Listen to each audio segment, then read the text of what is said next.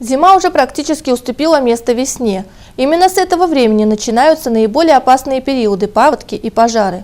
О том, как избежать беды и что делать, если несчастье все-таки случилось, говорили сотрудники пожарной охраны на встрече с воспитанниками школы-интерната.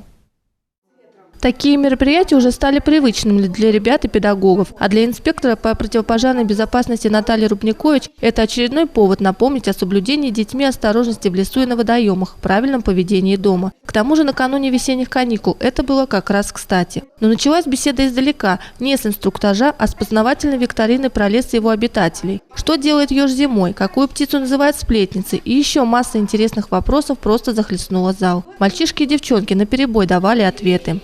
Это высокое раскидистое дерево поистине богатырского телосложения. В его ветвях вьют гнезда птицы.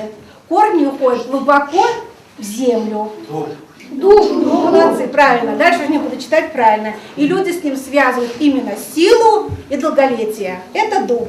Как рассказали сотрудники пожарного гарнизона, каждый год человеком на планете вырубается около 2% зеленых лесов. Тем самым мы наносим природе вред. Но, пожалуй, самое страшное для лесных массивов – это пожары. Причем главной их причиной снова становятся люди. Брошенный окурок, игра со спичками или не потушенный до конца костер – многое может стать причиной возгорания. Что же делать, если беда приключилась? Ни в коем случае нельзя переоценивать свои силы. Ни в коем случае. Надо обязательно оценивать реально обстановку.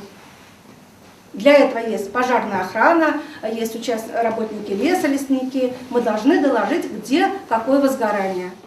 Помимо лесных пожаров поговорили о мерах противопожарной безопасности в квартирах. Ведь только в этом году произошло 8 возгораний, в результате чего 4 человека погибли, 2 получили травмы. Поэтому осторожное обращение с огнем – залог не только удачных каникул, но и спокойной, без происшествий, жизни. Большую угрозу представляет для детей весенний паводок, когда, оставаясь без присмотра, ребята играют на обрывистом берегу или ловят рыбу в водоеме. Такая беспечность может закончиться трагически. Стоит помнить, что запрещается выходить на лед, подходить близко к реке, собираться на плотинах и запрудах. Будьте аккуратны, берегите свою жизнь, и тогда никакой несчастный случай не сможет испортить ваш отдых.